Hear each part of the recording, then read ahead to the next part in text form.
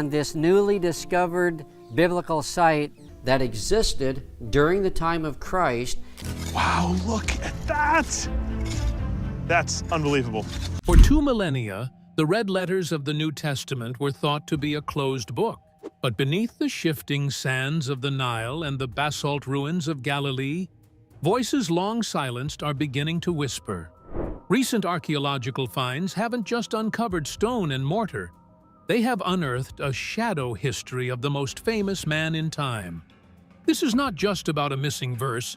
It is about a struggle for the very soul of history itself. Still, where are Jesus's missing words? The silent stones, whispers from the Galilean dust. The most compelling aspect of modern archaeology isn't the gold or the grand palaces. It is the realization that the earth acts as a silent witness to truths that the written record may have forgotten. For centuries, the story of Jesus was treated as a closed loop, confined strictly to the 4 Gospels of the New Testament. However, recent excavations have shattered this static view, revealing that the official history was only the tip of an enormous buried iceberg. The search for Jesus's missing words begins not in a library, but in the mud of the Sea of Galilee, at a site known as El Araj. Here, archaeologists have unearthed the Church of the Apostles, a Byzantine sanctuary built over what tradition claimed was the home of Peter and Andrew. The most riveting moment of the dig occurred when the team uncovered a magnificent mosaic floor. As the sediment was cleared, a Greek inscription emerged, a direct plea to the chief and commander of the heavenly apostles. This discovery did more than just identify a building. It pinned a physical location to a spiritual narrative. While sensationalists claim these ruins hide a secret diary of Christ, the reality is far more profound. We are finding the physical stage upon which Jesus's unrecorded life played out. The missing words of Jesus aren't always found in new sentences, but in the context that the dirt provides. When we find a fishing village like Bethsaida, we realize that Jesus wasn't speaking to a vacuum. He was speaking to a specific, gritty, and politically charged society. The silence of the church records regarding these specific locations for over 1,000 years suggests a narrowing of the story, a pruning of the vine. Archaeology is now performing a rewilding of the historical Jesus. It shows us a world where his influence was so deeply etched into the landscape that even the floors of hidden churches cried out his name long after the Roman Empire fell. This section of the story is the most vital because it proves that the missing pieces of Jesus's life are still out there, waiting to be stepped upon. It challenges the idea that we already know everything there is to know. By finding the places where he stood, we are forced to re-examine the words he spoke. We are discovering that the early Christian world was a vibrant, messy, and diverse landscape of ideas, some of which were captured in stone, and others that were eventually swept under the rug of official doctrine. The stones of Galilee have broken their silence, proving that the map of the soul is often buried just a few feet beneath our boots. But if the stones of Galilee give us the where, it was a clay jar buried deep in the Egyptian desert that finally gave us the what. The Nag Hammadi bombshell.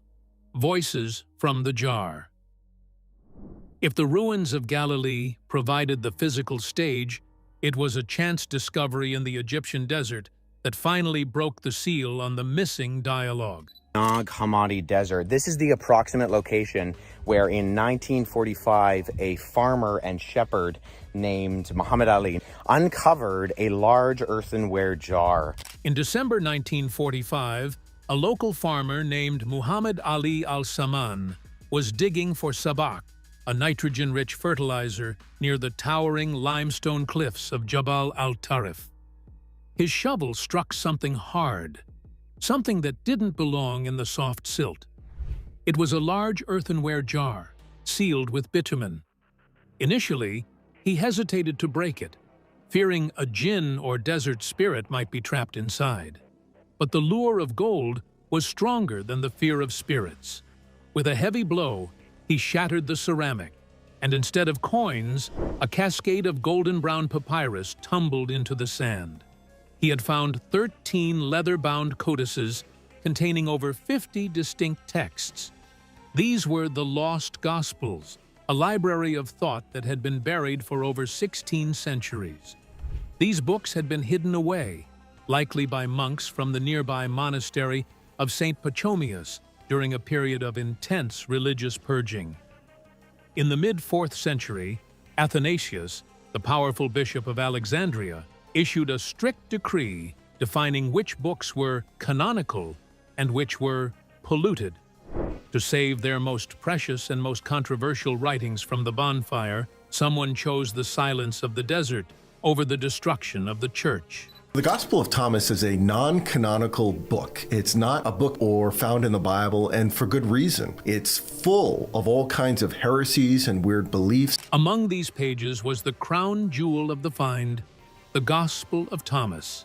This was not a story of Jesus' life, but a raw, unedited list of 114 secret sayings. The text begins with a chilling promise. Whoever finds the interpretation of these sayings will not taste death. This was a far cry from the comforting parables of the Sunday school version of Jesus. These words portrayed a Jesus who sounded less like a traditional Roman-era preacher and more like a radical mystic, urging his followers to find a spark of the divine within their own consciousness. In one passage, Jesus says, "Recognize what is in your sight, and that which is hidden from you will become plain to you." The most riveting part of the Nag Hammadi find is the sheer diversity and strangeness of the voices it restored to history. We find the Gospel of Mary Magdalene, which presents a startlingly different hierarchy among the disciples. It depicts Mary not as a reformed sinner, but as the spiritual superior to the male apostles, possessing private revelations that Peter and Andrew struggle to comprehend or accept. In these pages, the missing words suggest that the earliest version of Christianity was far more inclusive of female leadership than the version that survived into the Middle Ages. We also find the Gospel of Truth and the Apocryphon of John, which paint a complex, cosmic picture of the universe. In these texts, the world is not a simple creation of a benevolent Father, but a flawed reflection of a higher, hidden light. These secret words were not missing by accident. They were intentionally discarded because they placed the power of salvation in the hands of the individual rather than the institution. The Nag Hammadi Library is the ultimate unrecorded record, a snapshot of a time when the words of Jesus were being interpreted in wild, beautiful, and dangerous ways. It proves that before there was a single unified church, there was a chaotic explosion of ideas that the desert managed to preserve when the world would not. Discovery, however, is often followed by a much darker twin, the shadow of suppression and the politics of the pen. The Great Erasure, the politics of the pen. While the desert sands were busy preserving the lost words of Jesus, the halls of power in the 4th century were busy deleting them. This is the most unsettling part of the story.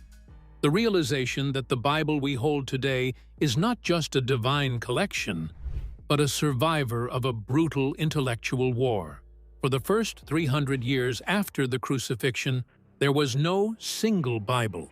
There were dozens of competing Gospels, hundreds of letters, and a dizzying array of oral traditions. Christianity was a chaotic, beautiful mess of ideas until the Roman Empire decided it needed a single, unified religion to hold its crumbling borders together. The turning point came with Emperor Constantine and the Council of Nicaea. Suddenly, the missing words of Jesus became a matter of national security. To create a universal Catholic Church, the leaders had to decide which Jesus was the real Jesus. Was he the mystic from the Gospel of Thomas, who told people to find God within themselves? Or was he the Jesus of Matthew, Mark, Luke, and John, who established a clear hierarchy and a path to salvation through the church. The stakes were absolute. Any book that didn't fit the new standardized narrative was labeled apocrypha, hidden or worse, heretical. The erasure was systematic. Bishops like Athanasius of Alexandria issued festal letters that acted as hit lists for books. He commanded that only 27 books were to be considered canon, and everything else was to be cast out. This wasn't just a friendly editorial meeting, it was a purge. In some cases, owning a copy of the wrong gospel could lead to imprisonment or death. This is why the discovery at Nag Hammadi was so miraculous. The monks who buried those jars were essentially data rebels, preserving a version of the story that the most powerful empire on earth was trying to incinerate. What was lost in this erasure wasn't just words, but a sense of diversity. The church never recorded these missing sayings because they were too radical, too egalitarian, or too difficult to control. By narrowing the record, the authorities created a version of Jesus that was easier to manage. But in doing so, they left behind a trail of ghost texts that would haunt the margins of history for 2,000 years. The Great Erasure reminds us that history is not just what happened, it is what the winners allowed us to remember. We are only now beginning to realize that the missing words were often the ones that challenged the status quo the most, making their rediscovery a modern act of rebellion against an ancient silence. But even as we recover these lost scrolls, a deeper mystery remains: the Q source, the ghost document that scholars believe is the true origin of it all. The science of the Q source, the ghost document. In the world of biblical archaeology, the most significant discovery isn't something we have found, but something we know must exist. It is a ghost document that scholars have named Q, from the German word Quell, meaning source. While the viral headlines focus on physical scrolls found in jars, the real missing words of Jesus are hidden in plain sight within the New Testament itself. By using the precision of modern linguistics and statistical analysis, researchers have performed a sort of literary autopsy on the Gospels of Matthew and Luke, revealing a hidden, older layer of text that the church utilized but never explicitly named. The logic is simple but profound. Both Matthew and Luke used the Gospel of Mark as a primary source for the story of Jesus. However, there are about 250 verses shared by Matthew and Luke that do not appear in Mark at all. These verses are almost entirely sayings, direct quotes from Jesus with very little narrative fluff. They are so identical in their Greek phrasing that it is impossible for them to be a coincidence. Scholars concluded that both authors must have been looking at a specific written collection of Jesus's aphorisms, a document that predates the Gospels we know and contains a raw, unpolished version of his teachings. The hunt for Q is the ultimate archaeological challenge because we are digging through layers of ink rather than layers of dirt. If Q were ever found in a physical form, it would be the holy grail of history. It would represent the earliest written record of Jesus's voice, likely captured by someone who actually heard him speak. This source contains the Beatitudes and the Lord's Prayer in their most primitive forms. Yet, surprisingly, it lacks the story of the crucifixion or the resurrection. This suggests that the earliest followers of Jesus were focused almost entirely on his words and his ethical radicalism rather than the theological drama of his death. The missingness of this document is a mystery in itself. Why would the early church preserve the Gospels that used Q as a source, but allow the original Q document to vanish? Some argue it was simply a matter of utility. Once the more complete stories of Matthew and Luke were available, the sayings-only list became obsolete. Others suggest a more deliberate move. Q was too focused on the wisdom of Jesus and not enough on the authority of the church.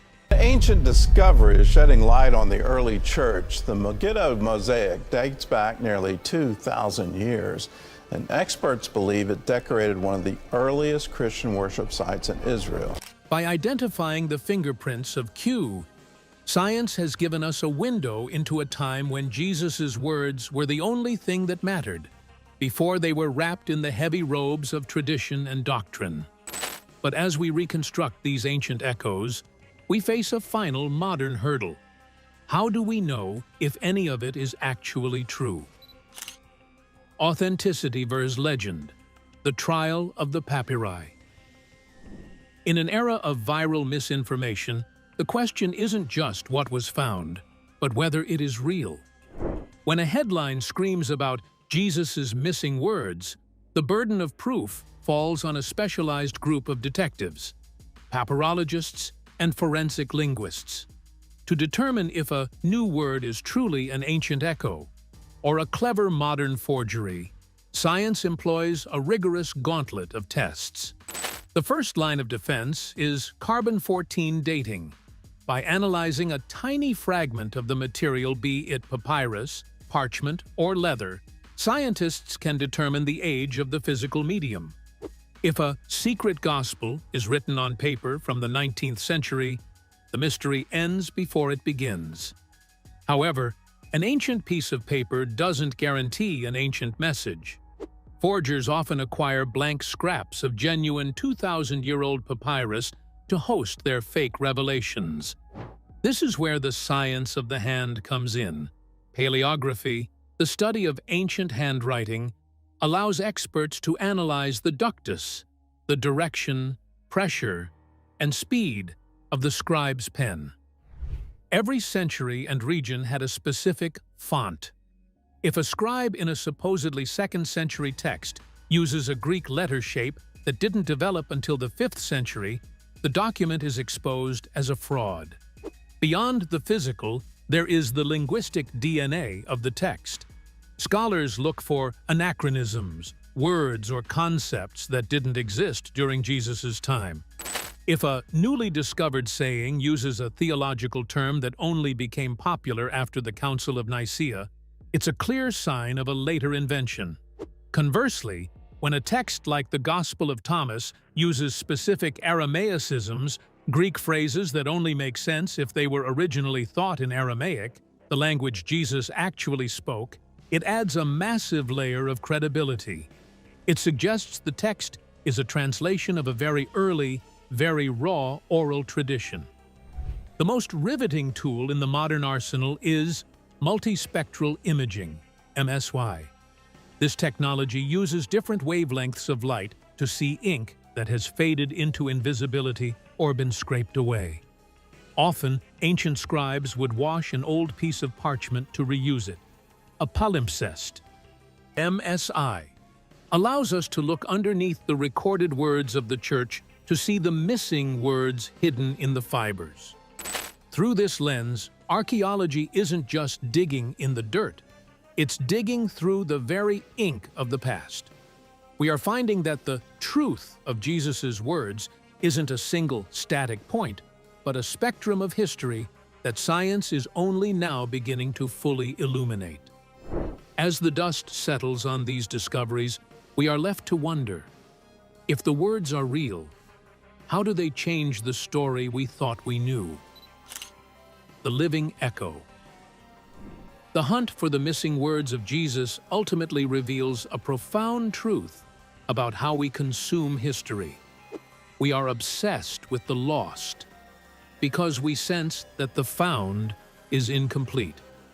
Throughout this journey from the mosaic floors of Galilee to the hidden jars of the Egyptian desert, we have seen that archaeology is not merely a hobby of collecting curiosities. It is a vital, scientific reclamation of a human voice that was nearly smothered by the weight of empire and the rigidness of canon. While we may never find a signed diary or a definitive fifth gospel that satisfies every skeptic, the fragments we have recovered serve as a powerful reminder that the historical Jesus was far more complex, more radical, and more mysterious than the sanitized version that survived the Great Erasure of the 4th century. These missing words matter because they bridge the gap between a distant, untouchable icon and a living, breathing teacher who moved through a world of dust and political tension. When we read the cryptic aphorisms of the Gospel of Thomas or trace the hypothetical lines of the Q document, we are not just looking at ancient ink. We are witnessing the birth of an idea before it was codified into an institution.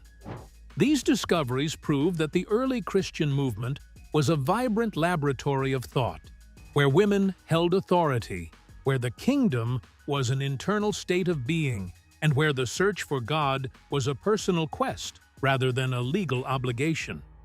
The Church may not have recorded these words in its official volumes, but the earth itself refused to forget them.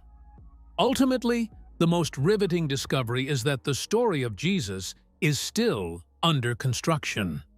Archaeology has shifted our perspective from a closed book to an open field. It teaches us that the silence of the past is not always an absence of sound, but often a deliberate choice by those who held the pen. As we use multispectral imaging to peer through layers of parchment and carbon dating to verify the age of papyri, we are participating in a grand act of historical justice. We are giving a voice back to the silenced and a face back to the forgotten. The missing words were never truly lost. They were simply waiting for a generation with the tools to find them and the courage to listen to what they have to say. The stones have broken their silence, and in doing so, they have ensured that the conversation about who Jesus was and who he could be will never truly be finished. Thoughts about this? Leave your comments below and subscribe to the channel for more.